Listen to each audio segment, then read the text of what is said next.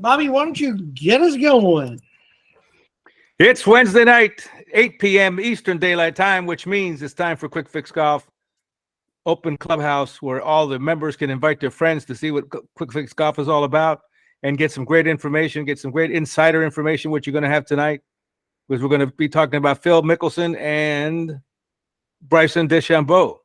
Yeah, DeChambeau. DeChambeau.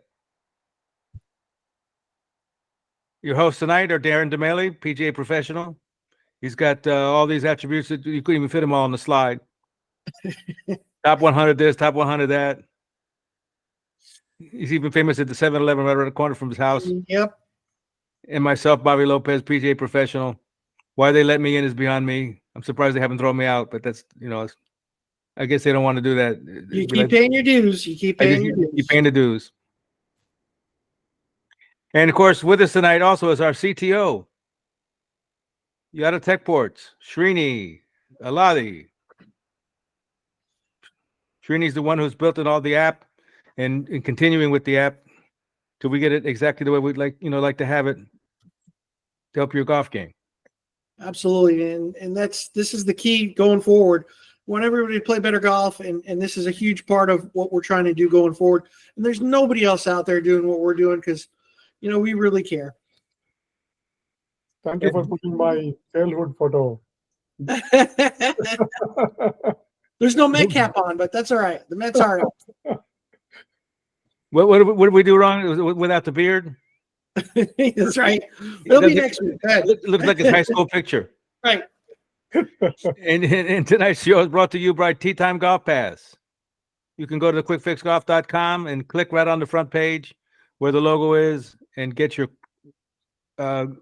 Quick Fix Golf -10, which means you get 10% off, is the promo code. All your favorite golf courses up and down the East Coast, so don't make sure you get it. It just starts up November 1st, so you can get your fresh copy ASAP. Yep. But they're not really who's giving us a word from our sponsor tonight. Of course, Quick Fix Golf is home of the swing analysis. All you got to do is download our app, upload your swing, and you're just minutes away from having a best golf game of your life. It's free, not a penny out of your pocket. So get your cell phones out, download that app, and we'll send you a quick analysis. A word from our sponsor. Now, what kind of surprise he's got going here? Ay,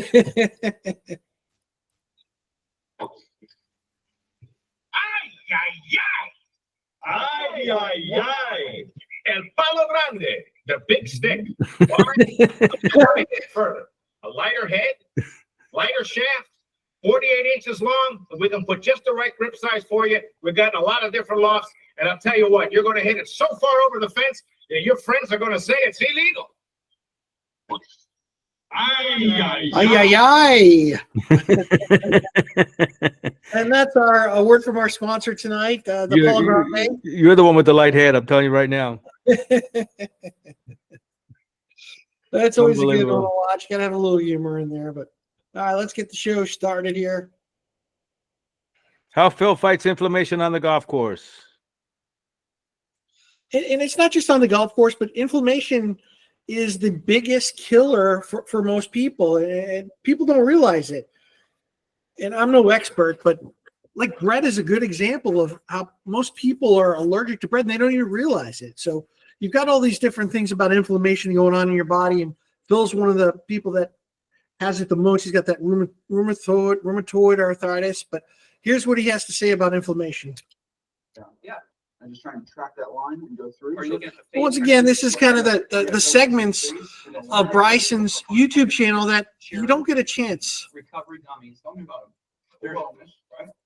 These were made for a purpose of getting rid of inflammation in your body because that helps recovery. And all it is compressed tart cherry. There's no added sugar. This entire bag of 30 has only 20 grams. And the reason is to help us recover faster. And tart cherry is the strongest anti-inflammatory there is. It's literally like candy to me. I love it. I'm glad you like it. So 42, 41. So who would have thought? You probably want to come from behind them. Who would have thought? Cherries. What is it? It's a cherry gummy.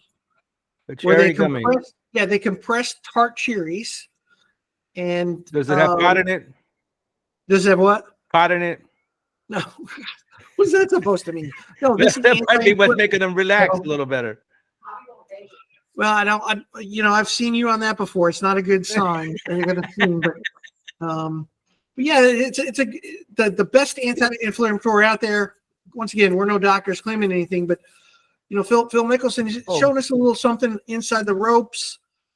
Rich Floyd And what is it? Rich Floyd just said that it's also good for gout.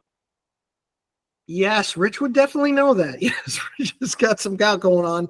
And Serenas, thank you for sharing.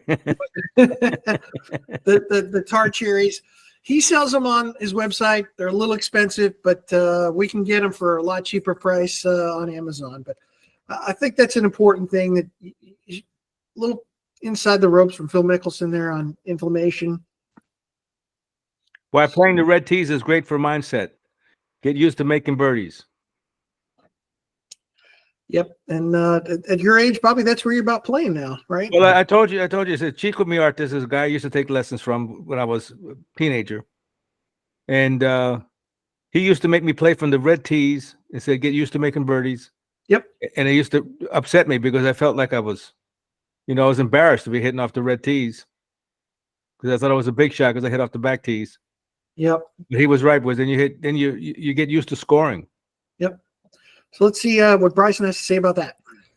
Get started though. This is where we kind of make a bit of a move. We can get one on here and roll one in. When I was 15, I was struggling to score. I was shooting like 72, 74. I just went out one day. I was like, okay, I'm going to play the Reds till I shoot in the 50s. That was my goal. It took me like 6 months to do it. I finally learned how to score on the greens, and then I shot 59 for the first time. It was a shorter golf course, but it was still 59. Yeah. I did it 2 other times, and then I was like, okay, I know how to score now. Yeah. So you got to teach yourself how to do that. I think I'm getting 250. It's an easier golf course the closer you are. I always say it, the better your score is. So you just get comfortable being uncomfortable. And we see it all the time. People start cutting up their score, the 16th hole, and hey, I'm only a couple over, blah, blah. I'm going to shoot my best score ever. And what happens? You go double, triple when you finish. But it's a great way for you to start to change your mindset when you're playing great, because why wouldn't you want to continue playing great? Why would you go into kind of protect or being cautious? Just keep going with it. So playing the forward set of tees is always a great way for you to become comfortable being uncomfortable. What about that Operation 36 thing? It's the same concept. Absolutely. Great point. But it's the same concept where what you're doing is the Operation 36 is you're moving all the holes into little par threes. And it's so much easier. It's a lot less frustrating, and it focuses a lot on the short game. So that Operation 36, I don't know if anybody's ever, kind of seen any or gone through any of it, but it is that's kind of the concept there. It's just like playing the red tees. And Nicholas has always said it, play a set forward. Play a set. It's a lot more fun, and your score is going to be a lot lower. So give it a shot next time you're out there. You don't always have to play the white tees or the blue tees. Just play one up, play one back. Make it fun. Yeah, if you want to hurt your game, play the back tees when you can't play the back tees. Yeah, there you go. And you'll get so depressed after that, you'll never want to play again. See, the silver dollar story. What's this all about? 1925. Okay, sick. Thanks, Phil. That really was pretty. Had such a good flight to it. This would be a great bounce back after that par on 3. Up the hill, man. It's just pretty straight up the hill. You got your mark. I want you to use your mark because you're. Phil's always got the best of things, whatever it is. Laser cut Morgan head silver dollar. You ever seen those? Yeah, he's always got the best. Nice shot for everybody, Bryson. It feels to me like the last 12 feet, like it is eking. Whether it's a belt, shoes, whatever. Phil's got the best. Sunglasses. He's always trying to show off. But this is a little sentimental type of thing. What do you have in your golf bag? What are you marking your stuff with? It tries to work off, but it's barely. Nicholas would always use 3 pennies. We'll get a little sneak peek into Phil Mickelson's golf bag and what he's using here when he gets up on the greens. Bobby used to always use the rabbit foot. He had a rabbit foot in his bag that he would mark his ball with. I ate the rest of the rabbit. Yeah. That's another birdie. Easy Easy birdie. Here you go. Catch your unique laser cut. What's like your most prized piece of memorabilia that you have? So I have a Morganhead silver dollar. It came from my grandfather. Okay. It's from 1900, and my grandfather was grew up not wealthy, very very poor, and he got pulled out of school, grade school, by his dad to work and help the family. And he always felt poor, but he had this silver dollar he would carry in his pocket at all times. In fact, he was one of the initial caddies at Pebble Beach. Okay. He would go Who would've thought? days of not eating. He wouldn't spend it because every time he reached in his pocket, felt that silver dollar, he didn't feel poor. Wow. So I have that one. It's Wow. it's here in my bag. I don't use it on practice rounds. I use it in tournament days, Mm. and I think of him every time I pull it out. Like every time I have that in my hand, I think of him. He was a very special person to me. And Really? What did you used to have in your bag, Bob? Did you use anything special to mark your ball with? No, it's funny. What I had in my bag was my grandfather's brush, his Okay. hairbrush. I keep his hairbrush in my golf bag, and that might sound kind of weird, but my grandfather and I were close, and he didn't have much hair, so it's amazing that he had a hairbrush at all. But I keep that in my golf bag. Wow. You're gonna make me cry. So if I was playing in the tournament before I tee off, I go rub the brush a little bit, tell Pops to give me a little luck. You know, that's awesome. Just a little bit of something like that can always just kind of, the little things can take care of the big things in there. That's well, thank you for hearing that with us, Mommy. I wish I had a little more sentimental things that were in my golf bag, but I'm pretty just like Nicholas. I just put a couple pennies in there. Nothing crazy. Nothing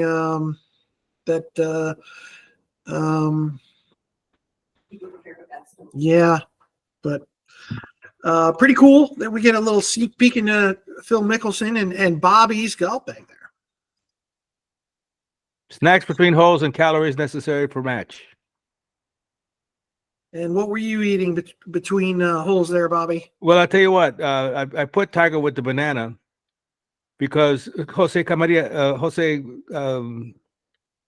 oh, darn it. Jose Maria Cañizares, if you know him, see him play, Right. we play a lot together. He always had bananas in his bag, and he got me eating the bananas. He said bananas is good for you when you're out on the golf course. Probably one of those protein bars are even better, but we didn't have those in 1972. Good shot, dude. thank you. Let's see your nutritional. Food. So on the golf course, I usually have 2 or 3 beef sticks. Okay. I've got some of these protein bars. I got protein bars. Okay. I got hydration electrolytes. I've got IQ bars. So hopefully it makes me a little smarter. Which never helps. Coconut strips. These things are unbelievable, actually. And then some almonds. Some almonds right there. And Got a whole grocery store. Yeah, so I'm good. coconut strips. I've never seen those before, but you know, you're out there for 4.5 hours. What are most people doing on the golf course as far as nutrition? They eating hamburgers, milkshakes, drinking beers, whatever the heck it is. You know, I'm sure, Bobby, when you were back in the day, you had this whole routine about when you ate things and when you didn't, and because you're out there for a long time, you got to pace yourself. Yeah, I think the 7th hole was always seemed to me like a good time to whip out a banana. Yep. Eat it because you're going to get a little tired getting it at 10 and 11. So, you know, people underestimate the use of a scorecard. So what I always say is I circle every 3 holes. And when you circle like the 3rd hole, 6th hole, 9, it reminds you to have like a half a cup of water or a cup of water, something like that. Just use the scorecard to remind you of certain things like drinking water, having some sort of protein. You know, peanut butter and bananas is kind of the go-to out there at the tour right now. But you got to maintain some sort of sense of energy, and most people, they don't care. They just have their bacon, egg, and cheese. They have a cheeseburger at the turn, a beer, and that affects performance, no doubt. But Yeah, and drink plenty of water. for sure. You got to drink plenty of water. Don't be concerned. There's plenty of trees out there. Yep. All right. Oh. Phil's secret to hitting it straighter. Really? Really? Phil hitting it straighter? Everybody knows Phil's not known for hitting it straight, but here's a great little clip. based on what we talked about last week and lag and how lag affects your accuracy. No, 22. Now this one might get a little wilder because I've got to really pound. I'm going to pound this one for me. Hitting bombs. Oh, that's pretty Man. good. Yeah, it's taking a little left. Hang in there. That's all right. That's okay. It's an uphill chip, but that's why I say like that shot right there where it leaks. I can't stand that, right? So by shortening it up, I don't get as narrow with the shaft of my shoulder. You can time that better. I don't need a hand action through impact to square it. Bobby, what does he mean by that? Oh man, that's a good one. I'm so glad. Was that? I think that's what hurt. That's what hurt Sergio Garcia, as far as I'm concerned. Right. If people don't want to hold the angle, they want to hold the angle, and then, like he says, if you do have that much lag in your shaft, you've got to be very active with your hands at the bottom to square the club up, and that's very high risk. A lot can go wrong, and that's what happened to Sergio. Everybody was all drooling over his lag, and everybody wanted to try and copy it, and they were doing themselves more harm than good. Yeah.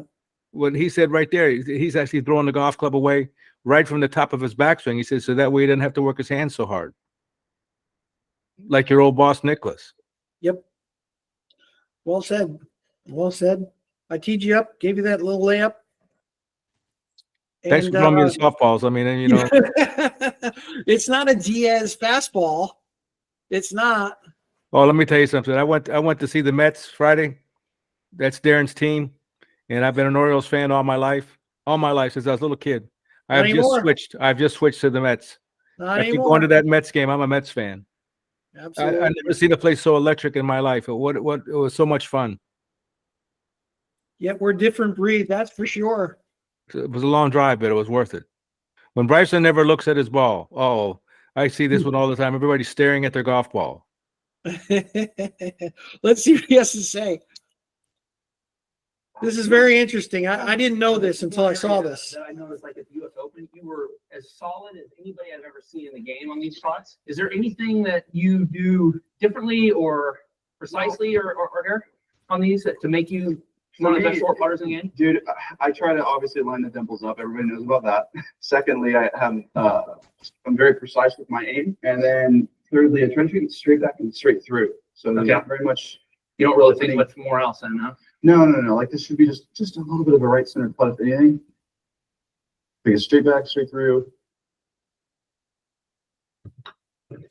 Roll right in the cup, just like that. Yeah, solid. Pretty simple. And you try to have like no rotation in face, right? You try to have it dead square the whole time. Square. And that's why you started on line so consistently, you think? And I actually don't watch the ball. I look at my putter head as I move back and forth. Okay. So I never get See, that's interesting right there. I sit up over the ball. I make sure the lines are squared up. Yeah. And then I watch the putter head go through on a straight back, straight through line. And just imagining a chalk line down. Yeah.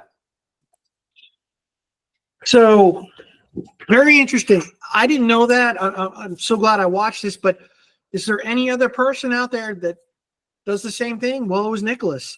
He was able to look at the ball with his left eye and then able to watch his putter go back and through. And then he could switch. He could switch to his right eye looking at the ball and then his left eye looking at the hole. What about what about the one in the center of his head? That's right. That's the third eye. Well, he never wore a hat, so he had that eye that he could watch the ball with.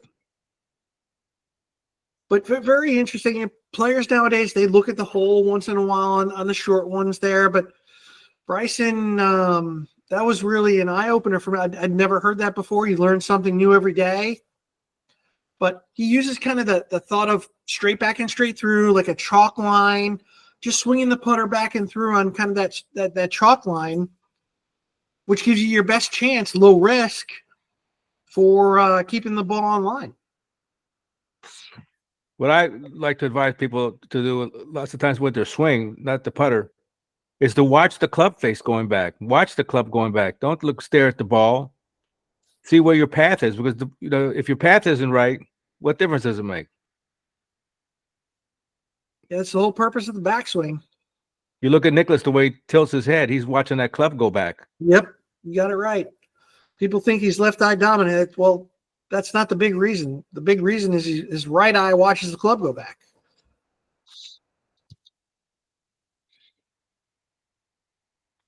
And what's this one all about? This is about putting. Nice. Get up there. Go. Go. Wow, that's got some break to it. Yeah, I'm very conscious of that. That's a hard shot for me, that chip, because it's breaking so much slice, and I want to make sure I miss it on the left side, right? Because I want to have an aggressive putt. I mean, like we talked about, all 5-6 footers are not the same. If you have a downhill curler, you're not going to be able to have the same aggressiveness. So one of the first golf lessons I ever watched, and that's how I became very good at teaching. I watched the best instructors I could find, was with Michael Breed. And it doesn't matter how good of a putter you are. It just depends on the putt that you're hitting. And what Phil's talking about here is that give yourself the easiest putt possible, if you can, for the next shot. If you're above the hole and the putt is breaking a lot and it's very fast, it's a lot tougher to make than something underneath the hole. Now, most of us are just trying to put the ball on the green. I get it. But you have to think from the hole backwards to give yourself that easiest putt, because every putt is not measured even. There's different percentages. So was that something that you tried to do, Bobby, when you were playing, or were you just trying to make it every time? No, I always tried to leave an uphill putt. Right. Even though there was that book that you had that shows statistics that prove Right. the fallacy, that really the downhill putts are more likable. But growing up in Miami and in the Bermuda greens, there's so much grain. I'd rather be, against the grain, straight uphill. I can knock it in the back of the cup. What Bobby's saying there is that the downhill putts typically always get to the hole. The uphill putts sometimes don't. So, there's a little give and take there, but as I think as well, you got to have that uphill putt a lot easier. Once again, to remind you about Tee Time Golf Pass, you want to have, if you're playing golf, especially anywhere on the East Coast, you don't have one of these, you're just spending money for nothing. I mean, it's terrific, because in some cases you get as much as 50% off. I mean, to pay half, you can pay twice. Mm-hmm. So you can play more golf for the same amount of money you normally spend. You could either play more golf or save money by playing the same amount of golf at a lot lower price. So you want to check out Tee Time Golf Pass at teatimegolfpass.com. Get it from our site and you get 10% off. Yep. The code is QuickFixGolf-10. What do they say about money for nothing? Money for nothing and the chicks for free. And then you got more money to spend on golf lessons, right? You got more Exactly. money. Exactly. You can buy an extra beer in the clubhouse when you get in. Yep. Can't make the scene if you don't have the green. I think this is just a really great insight to how Phil Mickelson thinks. I think it's awesome. I was trying to give us a little putt, but I just fractionally pulled it a little bit more than I wanted to. How do you control That's how the champions think. secret? no, I go right back to practice. You go right back to your Same. preparation. Like, Same thing. you have a shot here, and I go right back to my yard. Like, okay, this is that, 115. I'm going to add, take that as a reference. I'm going to add a little bit here and a little draw. You go right back to your practice session. And in 2005, I hit a shot on 18 on the last hole. I chipped up there about 3 feet or so and had that putt to win. Yeah. And I had gone and seen Jackie Burke 6 years earlier, 1999, and he showed me a 3-foot drill of hitting 100 3-footers in a row. And so I would do that drill repeatedly. And when I came to that putt on 18, I went right into that drill mode and I pretended. So I would just do this thing around the hole, and I would go 87, 88. And so in my head, I just made 87 straight putts, 3-footers. And the putt to win was number 88 in my head. So we all have our different ways. Oh, sorry. No, it's just you're lucky. But We're doing well with it. We revert right back to our practice sessions. You go back. As the average golfer, I don't think anybody thinks that way, but that's how champions think. They go back to routine, they go back to what they're practicing. And what that does is it relieves the tension, the nerves, because you're working on something positive on how you're trying to go forward. And at the moment, you're not even thinking about everything that's going on, the pressure, winning the U.S. Open, blah, blah, blah. You're just thinking about something you've done 1,000 times, and you got to trick your brain into thinking that way. Is there anything that specifically, Bobby, comes to mind for you that this jumps out? Yes, I was always a 4-foot guy. I always felt like I was everything I did on the golf. Or you were? Yeah, probably am. Was trying to get the ball within 4 feet of the hole. I've always trying to get the ball 4 feet from the hole, and then from 4 feet in, I wanted to be deadly. So I practiced those, and I put the balls in a circle around the hole, and I put them, and then I would stagger them to different lengths so that because you didn't always get the same length putt, so it would look like a star. I've got that drill. It's on YouTube. Yep. And I just felt like from 4 feet and in, you can't make it up. You can make up a bad tee shot and hit a good second shot or something like that, but you can't make up once you miss that 4-footer. It's gone. It's done. There's nothing you can do. So I always thought that was a crucial shot. And what I like, one thing we learned tonight, which I really like, is what he talked about following the putter head. So these 4-footers, well, you just watch that putter face. If you can control your putter face, you can control where the ball goes. You control where the ball goes, you're going to make it. It's 4-footers. I make a very short stroke, and I always just say, take a short stroke and kick in the butt. Kick in the pants. Right in the pants. Just give it a little pop. And control that club face. The less you move it, the less chance you're going to change the face. It's all about the club face. Club face has got to be pointed at the hole. All right, I think we got. That's about it. How about to open up the microphones to see anybody that has some questions?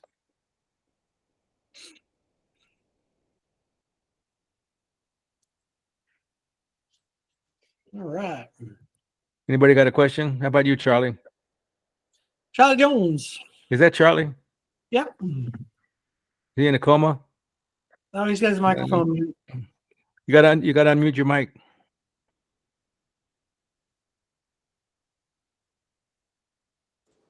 There you go. I got a question. Go ahead. Is it Charlie or me? No, Well, who- yeah. Go ahead, Tom. Drills for controlling speed of the putts. That's been my issue, getting the speed. And these greens are different from I'm used to, having just moved here. I'm having trouble with the speed of the greens. Some drills for speed controls. That's a great question. So when it comes to speed control, your average putt is going to be about 20 feet. So if you add up all the putts that you hit on 18 holes and divide it into, the numbers, it's going to be about 20 feet. So when you're practicing distance control, you have to practice certain distances, which 20 feet is the number. Okay. So that's the first place you got to start. And then from there, you have to understand some of the metrics of hitting a putt and how much backswing you need and how much a forward swing you need. And most people are over accelerating their putter when they hit the ball. So they hit the ball and the putter's still accelerating after the ball's gone. And that's the last thing that you want to do. So you have to get that ratio right of the backswing to follow through. So your follow through is a little less than the backswing. And then you can start to get that distance control right. But you want to practice 20 footers, get those metrics right of the backswing versus the follow through. And then it'll start to make a little more sense for you. Plus the tempo of the stroke. Well, that's it. The metric, the tempo. That's the back and the forward. Absolutely, Bobby. The tempo and the rhythm of the stroke should control. That's another reason why you should use the same ball all the time, because different balls will come off the putter face at a different speed. Sure. So I know if I putt the Callaway Super Soft, I can't putt with that ball because the ball comes off the face like a rocket ship. It just takes off, and I don't want the ball to get away from me. So even though it might be a good ball on the golf course for me, it's not a good golf ball on the greens, and that's where it matters the most. So you got to get a ball that you're used to, and you're used to the feel off the face. You're used to how fast the ball comes off the face. And same thing when you're picking a putter. Pick a putter that, how fast does the ball come off the face? All right, Charlie, you got a question for us? No, I don't. No? Okay.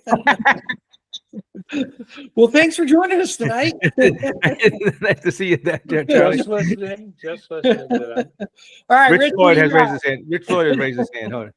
Rich. All right. a quick question since you're talking about the Wait a minute. putters. Are you staying with Srini? He's with Srini.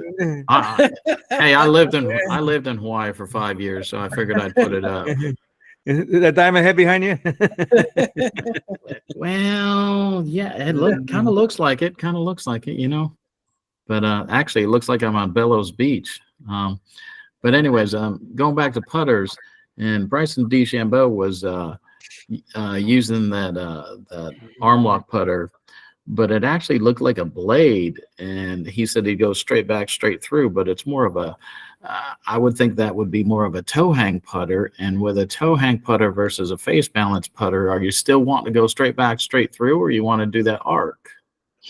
It's an excellent question. Yeah, great question, Rich. And we had, maybe how many years? We've been doing this for so long, Bobby. It's unbelievable.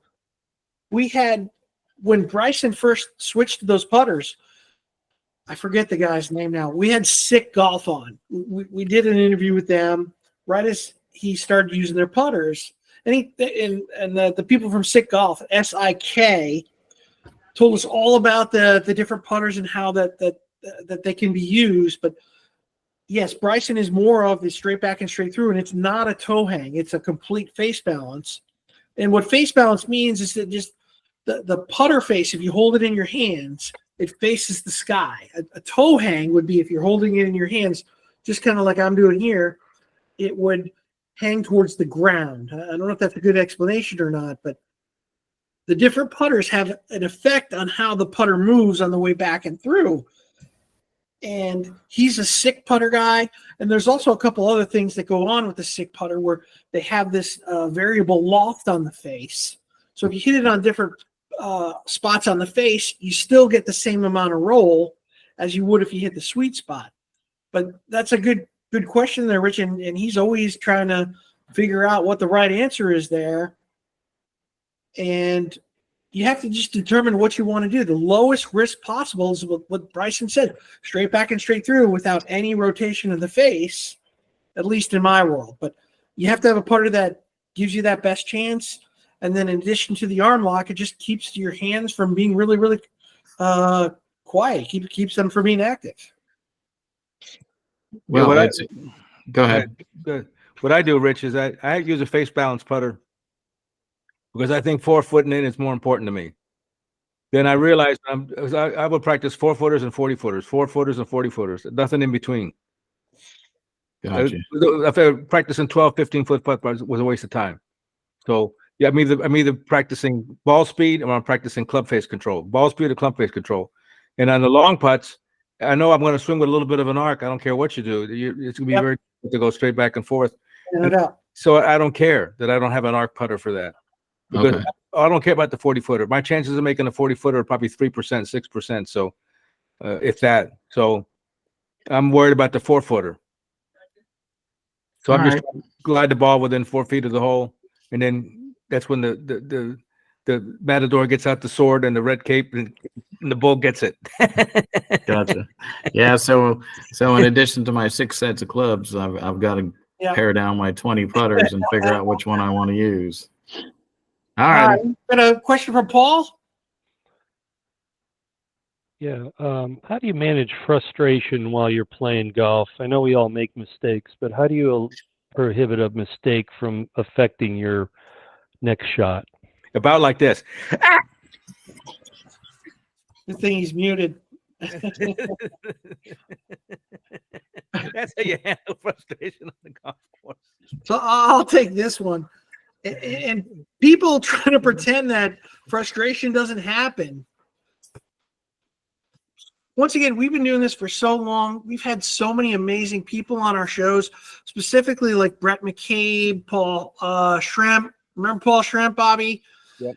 A couple of weeks ago, we had Wayne Goldsmith that talk about how you manage your emotions, because we keep score for how many swings we make, but we don't keep scores for our emotional scorecard.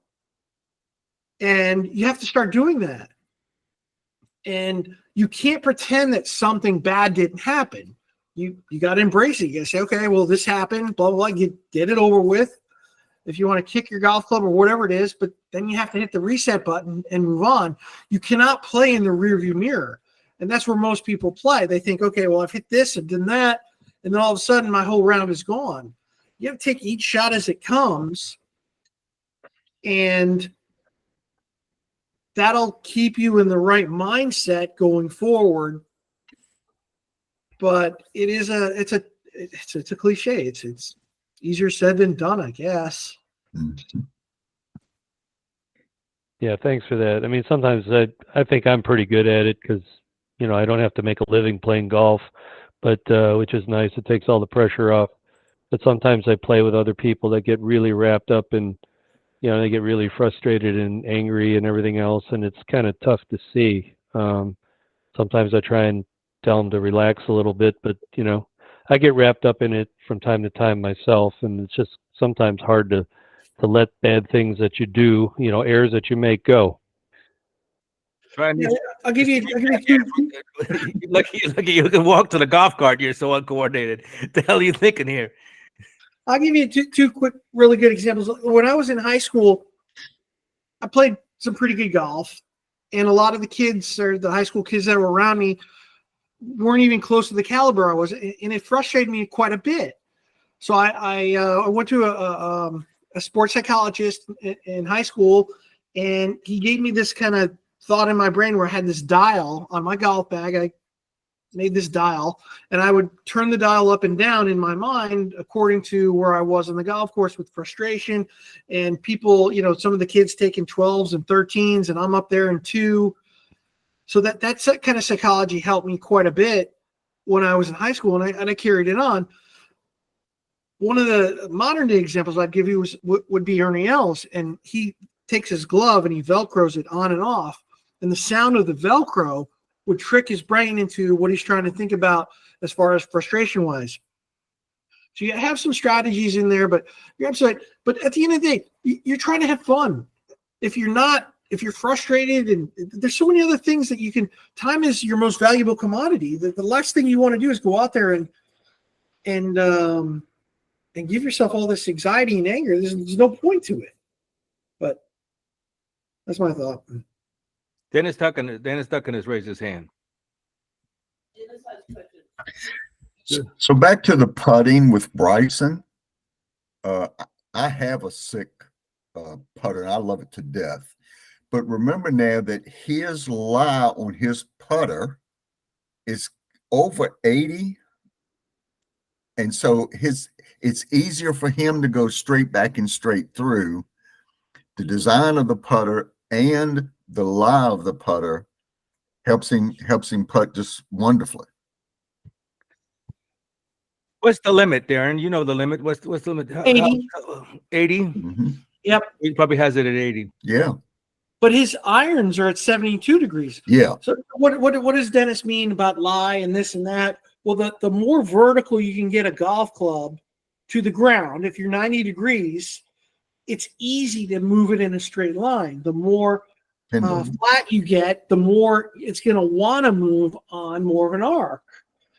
But if I had it my way, everybody's putter would be at, a huge amount of uprightness, and you get as upright as you can, so you can make it that way. But most putters are designed at actually I don't know. I'll have to look that up. It's a good thing. You stumped me there. I don't know what the average putter line is. I bet they're at 65 degrees. That's a good thing for me to look up. Maybe we'll do that another show. There's a pitching wedge that was 64. So, any other questions? If not, we'll call it a night. This was a good show. We'll do one more question. How about Nate? Putting, I guess I'll handle the last two things. Over the years, there was a lot of info around loft of the putter, and also those faces that are like, they're non-skid faces. They kind of have weird things, but to try, just so it doesn't skid, so it gets rolling faster, versus like kind of hitting up on it. And kind of want your, what's your opinion on all those, the million putters that tried all those things over the years, I guess? Yeah, there's, for some reason, well, I mean, Bobby, back in the day, the agronomics of the golf course, the ball would sit in a little depression, right? I mean, the greens weren't caught that close and they weren't as firm. They'd sit in a little depression in the grass. So manufacturers would say, okay, well, if it's in a depression, you got to get it out of that depression to get it to roll. Nowadays, I don't think that's the case. So my belief is that when you hit a ball, you've got to hit it or putt a ball, you have to hit it above the equator. So if you have loft, you're going to be hitting it below the equator, which is not good because the ball's going to have airtime. So you have to actually de-loft whatever your putter you have. And the magic number is about -3 degrees. So if you de-loft the putter, and this is getting a little technical, if you de-loft it to -3 degrees, which means your hands have to be ahead, and if you can get the putter to rise when it hits the ball, then you have your optimal impact to get the ball to roll. You know, I'll make it easy. Many, many years ago, I was giving a ladies' clinic on putting, and I was filling up my car with gas before the clinic early in the morning, and I was watching one of the gentlemen in the shop, and he was changing tires on the car. So he was hitting the top of the tire to move it around to the other side of the car. And I'm thinking to myself, pumping the gas. I'm like, oh, well, this makes a lot of sense. Well, why would you want to push the middle of the tire? And God knows you wouldn't want to push the bottom of the tire. That's going to create a lot of friction, and it's going to be very difficult. So I took my phone out and I took a picture of the guy, and I showed it at the clinic, and it made a lot of sense to people. That's where you have to hit a ball. It's above the equator. And if you have loft, and if you're hitting down on it, bad ideas. If you have -3 degrees, which I think is the right number, and you hit up on it 3 degrees, we call rise.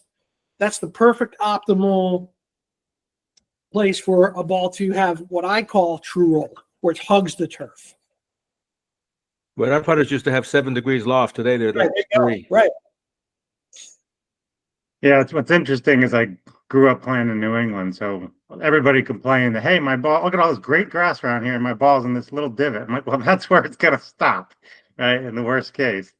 So we always played it, always played it as it lies, and you got better that way up in New England because you never had a great lie. And then you come down here for a while, and you're like, everything's a good lie, So it's pretty cool. But yeah, I wonder. The key to that is that I have my putter, an older putter from an older ping. And up north, I kind of I pull back straight and go forward with it. But I found that here, if I kind of cock my hands forward a little bit and then bring it back and go, it works better here that way. I think you explained why. It's smoother greens.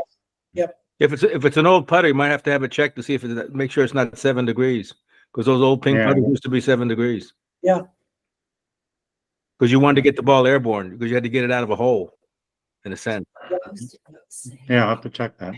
Maybe that's why it's working for me, but I had to change to make it work well, But I love the weight of it and love the feel. Well, now that Darren told you why it's working the way it is, now you're going to screw it all up, aren't you? It's going to. I know. So. What did he say? What did he say? All right. Well, we appreciate everyone coming on tonight. We're gonna try and get a nice list going forward in the next 4, 5, 6 weeks. Srini's in some sort of he's got all his pumpkins in the background. 4 or 5 next weeks of some sort of schedule. We're gonna have a bunch of great guests, as we always have in the past. We'll try to give you a little heads up on it. Thanks everyone for coming in. And invite a guest next week. We want you to bring some friends. We'll send a replay out on this. There's been so many people looking for the replays on these shows. Not sure why, but we'll get that out to you and all your friends. So keep an eye out for it. And thanks again for tuning in. Good night, everybody. Good night. Good night, Chet. Good night, Dave. Thank you. Good night, Ned. Good night. Good night, Chet. Good night, David. Good night, John Boy.